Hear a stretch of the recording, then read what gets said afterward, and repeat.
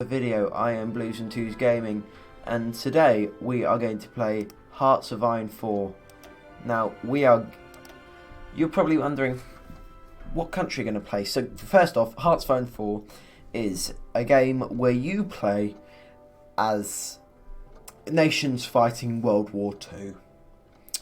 So you can get a wide range. As you can see, you got the big ones, you know, France, for US, for UK, Germany, Italy, Japan, for USSR. But these are all the generally you form divisions, research things, go through national focus trees. And I'm using the Black Ice mod, which makes it a bit more complex. But you're probably wondering who we're going to play as today. We are going to be playing as New Zealand, because honestly, Black Ice makes it so complex, I'm not sure I could manage with a bigger country. So the tiny nation in the South Pacific fought bravely in the Great War, suffering high casualty rates in the bloody battles at Gallipoli and on the Western Front. Nearly half the men of fighting age had served in the forces fighting overseas, and many had not returned.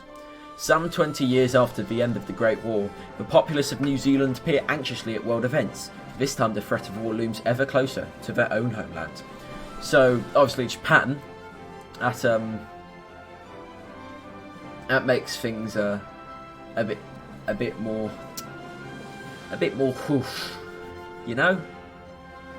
So as you can see, it's run by the New Zealand Labour Party, which is social democracy. Got things like the Bob Semple tanks, for a Planet Alliance, Maori Battalion, domestic designs, refrigerated storage, and it's run by Michael J. Savage, who in 1999 was voted New Zealander of the Century. So we're going to play an Iron Man mode, which is basically no going back. So we're going to save and play. So one thing I've noticed at the start with Black Ice is I've got to work incredibly hard to get war support up, because if you have low war support. So first off, I'll explain the game once it loads. So we're loading up right now, and I'll give you a brief overview of how to start the game. So keep the extra focus trees turned up. Okay, play. Right, so this is New Zealand. Got the North Island with Auckland, bigger city, Wellington, capital city. Got South Island with Christchurch. Obviously, I'm going to be very aware of the recent events in Christchurch. Those were horrible. And, of course, my heart goes out to everyone involved in the events in Christchurch. And in this, Samoa was occupied by the New Zealanders at World War I, liberated from it being a German colony. So, that's a rundown. This is the world. So, we were won by Michael J. Savage, leader of the New Zealand Labour Party.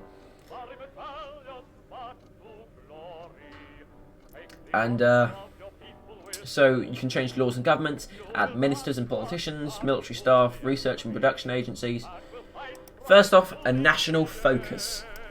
Now, a national focus gives you different effects. For example, I'm going to go with domestic policy.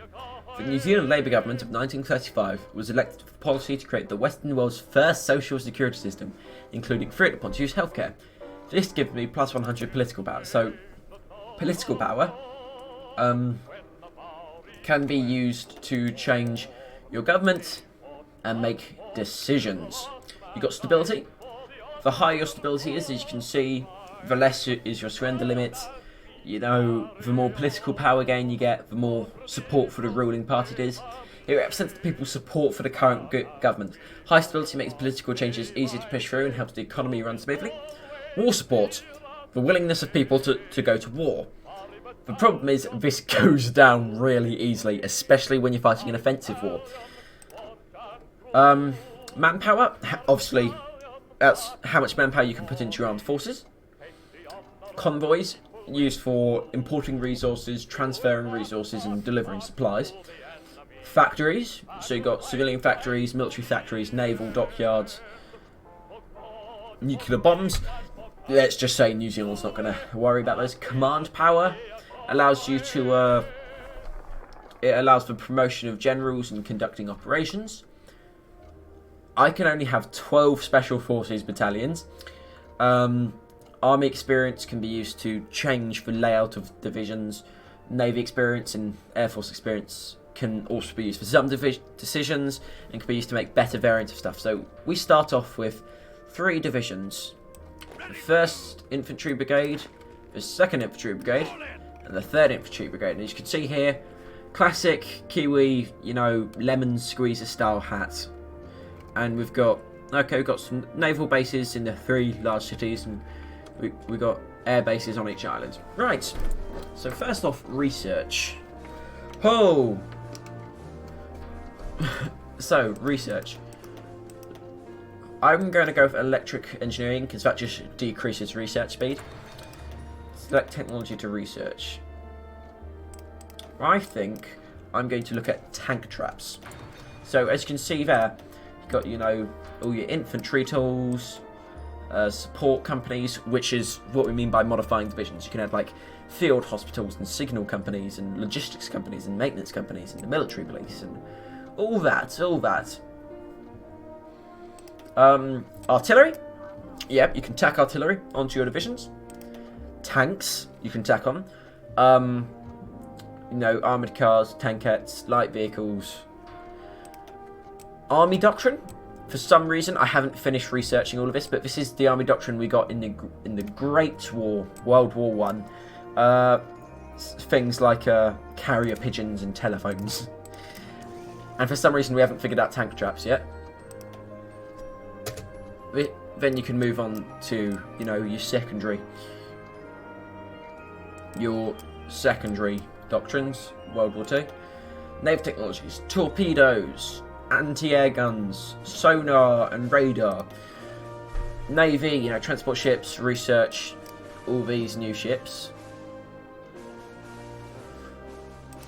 Naval doctrine, so you know that makes, for example, convoy sailing makes all destroyer ships better at detecting subs, gives them more organisation. You need organisation to fight, you know, new planes. Air doctrine, engineering, so you can get things like radios and radar, which gives you intelligence on regions and it helps improve the organisation and planning speed, etc. of your divisions. Then industrial development, which can have things like give you more monthly population, make your commanders less likely to get sick, and increase support for your government and stability. Right, so 3 civilian factories. What we're going to do is we're going to put them to work conducting more civilian factories, and then we're going to build a few military factories, and then a few recruitment centres, and a steel mill. Okay, we're currently producing garrison equipment. Let's produce some uniforms, some guns, and what else do we need? Headquarters equipment. Oh no, we don't need guns apparently, but we do need these for officers to liaise in the field. Yes, sir. So we're not training any divisions. Okay, so 3 dockyards. We're just going to set them to work making a few convoys. Now, we are going to... yeah, we're just going to build a few convoys. So, we've got the first, 2nd and 3rd New Zealand Infantry Brigades.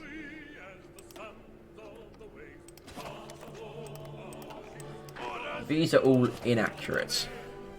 Okay. So, first off, New Zealand had the New Zealand military forces. And these were split, during the war, these were split up into 5 divisions, 3 which being for home defence. So, we're going to start work on the 1st, 4th and 5th New Zealand infantry divisions.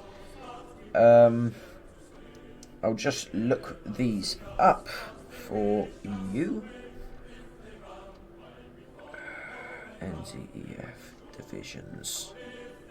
Right, so the 1st New Zealand division kind of did this part of the country, the 4th this part of the country, and the 5th this part of the country. So Commonwealth divisions. World War Two. Very good. Right, so there's a lot. I'm not going to lie. Right. 1st New Zealand Division. Right, so we're going to get to work.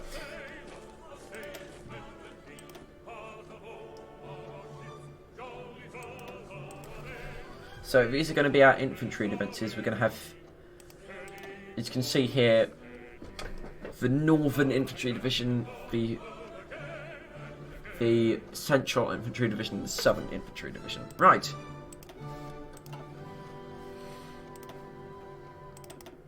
One of each. Training the North Islands. Right. Those guys can get to work training. We will also want to build a force for the 2nd and 3rd Divisions. So the 2nd Division historically fought on the Western Front, North Africa, those kind of operations, and the 3rd Division worked in the Pacific. So New Zealand, you've got to balance a lot of fronts. You've got to balance the Pacific, you've got to balance North Africa, you've got to balance the Western Front. So we're just going to start going a bit faster now. So, as you can see here, you've got decisions you can make, research, diplomacy. So you can conduct diplomacy with other people, so I can like boost party popularity, do stuff with factions, trade. I need oil. So I am going to trade oil with the... They're trading with the German Reich. So... Italy strongly condemned for using chemical weapons in Ethiopia. In response to Ethiopian appeals, the League of Nations condemned the Italian invasion in 1935 and voted to impose economic sanctions on Italy. The sanctions remained ineffective because of the general lack of support. Although Mussolini's aggression was viewed with disfavour by the British, who had a stake in East Africa. Right. So, apparently, there will be light protests, which make us not like Italy.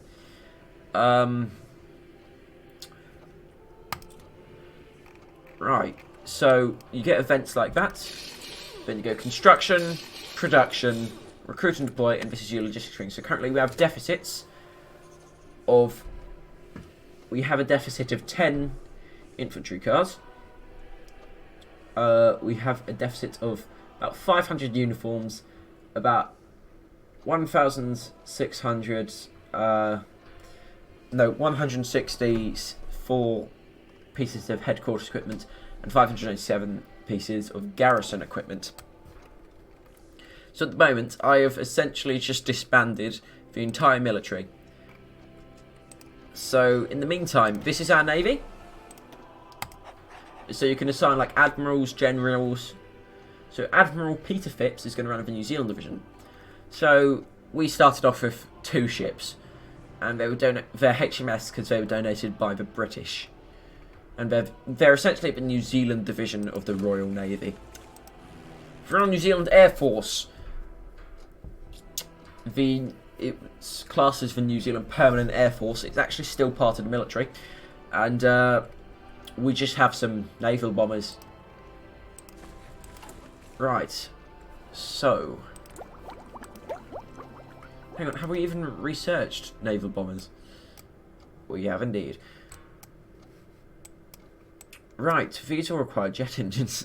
Right, so anti-tank traps will be done researching in 12 days. Who knows when my domestic policy will get done. So you can see you got our ally. So if we click on us, minor nation armour, so allied tanks.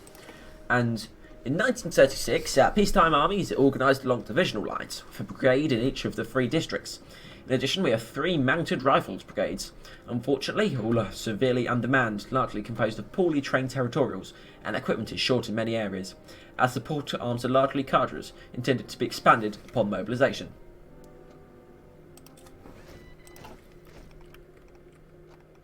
So, this gives us mounted rifles brigades.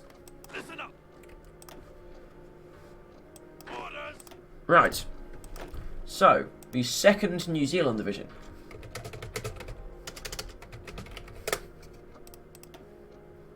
Will be run by General William Stevens. And the 3rd will be run by Robert Rowe because he's good at naval invading. So these are our combat divisions.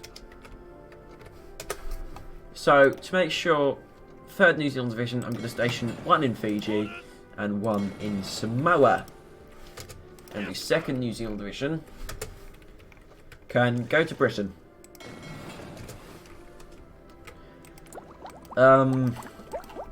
So we are a puppet. We are a puppet of the United Kingdom. So you can see... Puppet. Yeah, we're puppets of him. So, we can make the decision to focus on people's problems. But we're not going to, and that sounds bad. But, what I'd like to do... We really need to, sort out that war support. We are going to do industrial integration, more building slots. So there's in each island, in each district, which is made of little provinces. You've got things like mountains, forests, towns, local weather. You see, this affects, if you look at where I'm hovering now, this all affects how your divisions perform. Got things like police stations, supply depots, research centres, radar stations, Flachtum, which is just German, so we don't have any of those, and air bases, infrastructure, and special equipment buildings. There are 1 million people. There are 1,010,000 people here.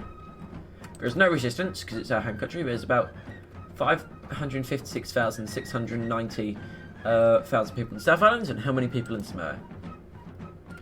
123,410. Okay. Okay, so we now have tank traps researched. So if you look at, we've got Allied armour, the Bob Semple. With the UK occupied fully with its own rearmament, New Zealand assessed a number of stopgap concepts as it developed its military industry. This is a domestic prototype based on the same concept as the US Diston tractor tank.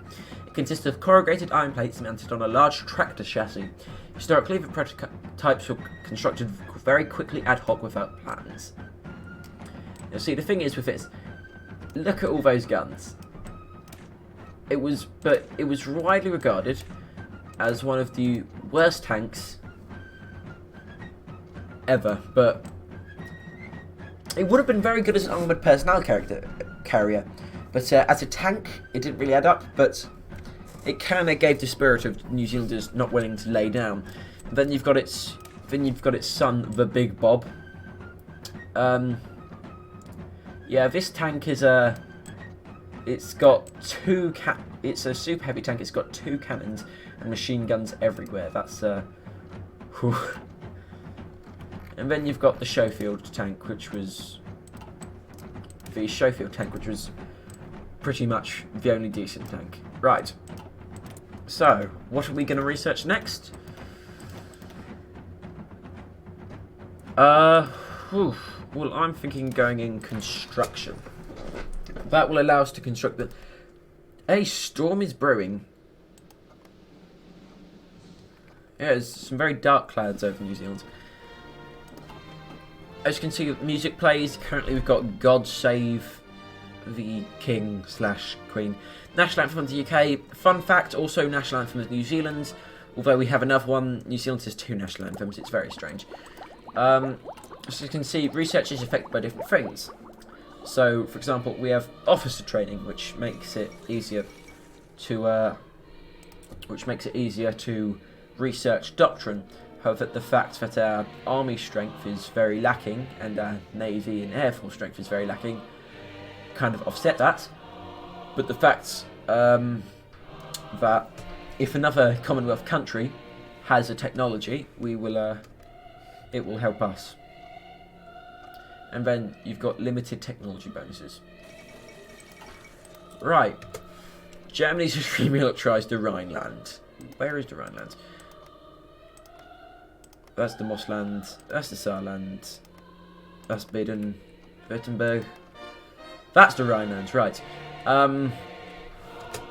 So, you may have heard of the Maginot Line. It was a line of defences that France put around here to stop the Germans invading.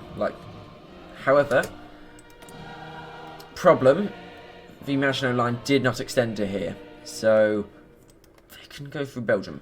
And they did that before. So, issue. We're going to immediately start on pre-war propaganda, because war support in this game is impossible to...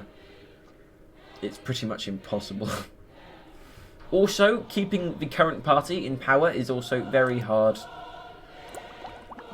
Which is annoying, because Michael Joseph Savage gives you a load of buffs towards social democracy and stability.